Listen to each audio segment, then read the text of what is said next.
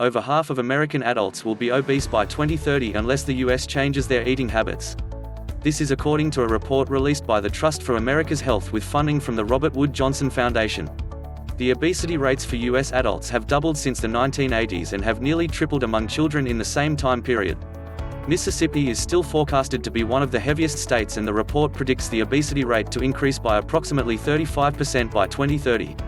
It also predicts that every state in the US will reach an obesity rate of at least 44% by 2030, with 13 states predicting much higher rates of approximately 60%.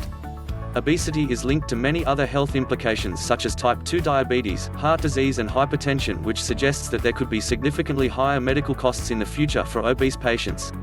The report also predicted that among other conditions, stroke and chronic heart disease could have approximately 5 million more cases a year than we currently have.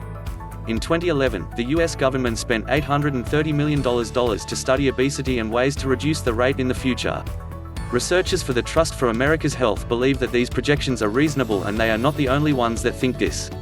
Dr. Thomas Farley, New York Health Commissioner, also supported these projections, stating, "If we don't do anything, I think that's a fair prediction."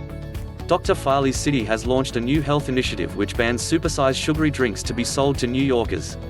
Perhaps one of the biggest surprises in the report was the prediction on Colorado. Colorado is currently the thinnest state in the US, with approximately 12.1% of its population who are considered obese, but by 2030 it is predicted that this rate could be as high as 45%. Obesity associated with education and income. For some time, obesity has been linked with a person's education and income. The report found that approximately 33% of adults who did not have a high school diploma were obese, compared to approximately 20% of those who graduated from college.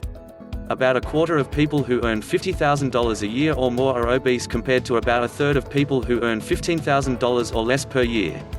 The obesity-poverty link tends to occur as calorific foods such as fast food tends to be cheaper than healthier options. Poorer neighborhoods also tend to have people living in closer proximity with one another and are likely to have fewer playgrounds, gyms and other resources which encourage weight loss. We have a choice to make between a future where we continue to see dramatic rises in obesity and the diseases associated with it, or we take the steps that make our communities healthier and reduce that cost, says Jeff Levi, PhD, Executive Director of Trust for America's Health.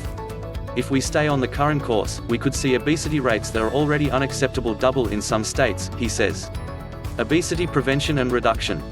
Levi goes on to say that public health programs which encourage healthy eating and lifestyle habits can assist in shedding the weight. Be more active, says Levi. Replace an hour of TV with an hour of physical activity such as walking or running. He also said to make small diet changes, even if it is just drinking one less soda a day. A lot of this is about making healthy choices easier and not mandating healthier lifestyles, Levi said. Want to lose weight? Click the link in the description below to find out more. If you have benefited from this video, please hit the subscribe button now for your next inspiring video.